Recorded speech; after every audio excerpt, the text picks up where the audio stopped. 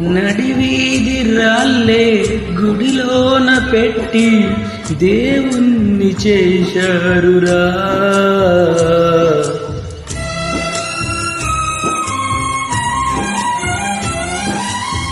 నన్ను కన్న వాళ్ళే నడివీధి నేసి నగుబాటు చేశారురా.